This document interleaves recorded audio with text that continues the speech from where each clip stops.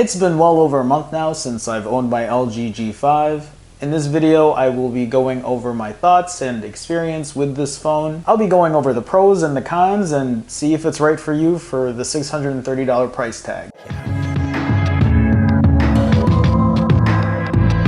The G5 is LG's flagship phone for 2016. 820 Snapdragon processor, an Adreno 530 GPU, 4 gigs of RAM, a dual camera system in the back, a standard 16 megapixel camera lens, and a wide angle 8 megapixel camera lens, a fingerprint reader that doubles as a power button in the back, and a lot more.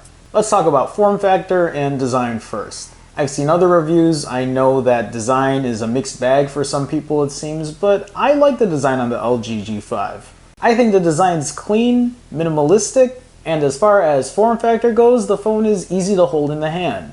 I know there was a lot of fuss on the whole metal build of the phone, and while it's been confirmed that the phone is indeed of a metal build, it doesn't have that same metal feel that you would find on a Galaxy S7 or an iPhone. The coating that they put on the back of this phone gives it a more plasticky feel. That's really the best way to put it. So while it doesn't have that whole cold metal feel on the back of the phone, it still feels good in hand to me. And so I understand why people made a deal about the whole premium feel thing, especially when you're paying this much money for a phone. The phone does curve a bit at the top. I do like that. I wish, however, that the volume buttons felt a little more tactile. They're not as tactile as my S7 or my iPhones, but it'll get the job done. I'm pretty happy with the display on this phone. The phone is easy to see outdoors, and that was one of my main concerns, is how it would fare in sunlight, but it does a really good job. I do have past videos where I talk about the light bleed on the phone, and yes, this phone does experience light bleed, but it's not something that I notice when I use it day to day. It is there though, there's no denying that. But the colors look good and I don't really have any complaints. As far as performance goes on this phone, performance is excellent. I feel like this phone responds better than my S7. Not by a whole lot, but I do notice the response just being faster. Apps open quickly, multitasking works really well. I was really surprised because when I use a phone that isn't stock Android, I'm always expecting a bit of a loss in performance because of its non-stock skin. But UX 5.0 has been working really well for me. I'm really happy with it. The camera on this phone is good. The camera has really good pictures, both in the 16 megapixel lens and the wide angle lens. I feel like both of them come out really well. I do like that you can activate the camera by pressing the volume button down twice, but whether I was using the standard lens or the wide angle lens, pictures were pretty good for me. I feel like the colors on the G5 looked more realistic than my S7. They were more comparable to my Nexus 6P than my S7 is. I didn't find myself using the wide angle lens that often. I feel like that's better suited for things like architecture, or like when you're downtown and you want to take a bunch of pictures of skyscrapers, or just trying to get a wider angle for landscape. I feel like that's the best time to take pictures with that lens. But the camera focus is fast and it performs well.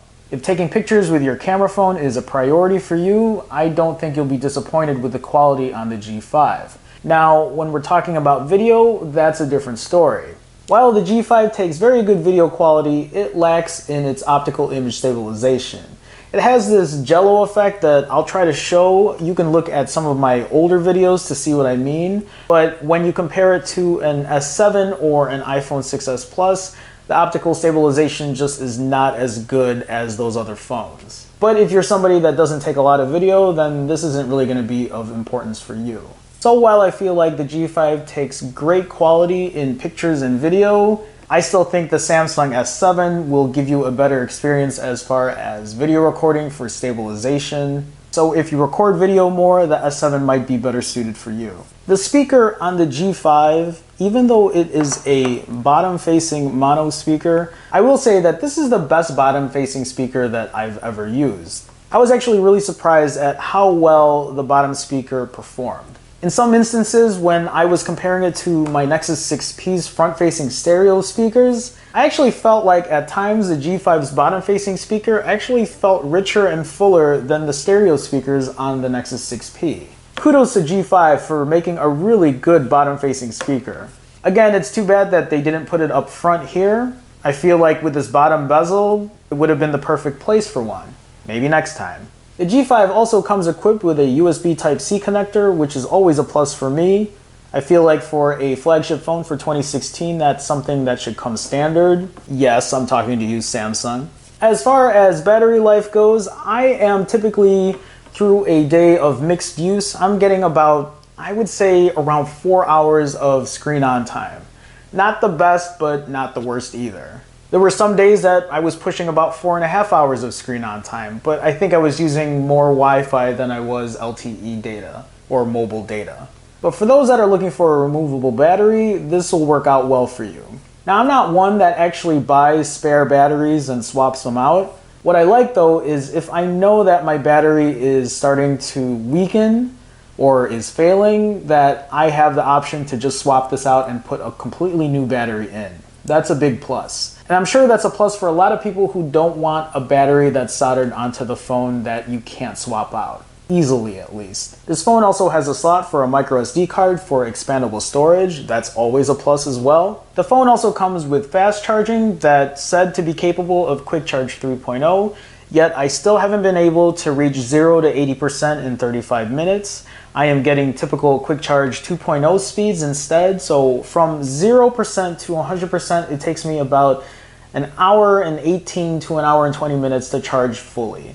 And that's still fast, don't get me wrong, I just want to see that 0 to 80% charge in 35 minutes like they claim. Now, as far as software goes and UX 5.0, I am very impressed with it.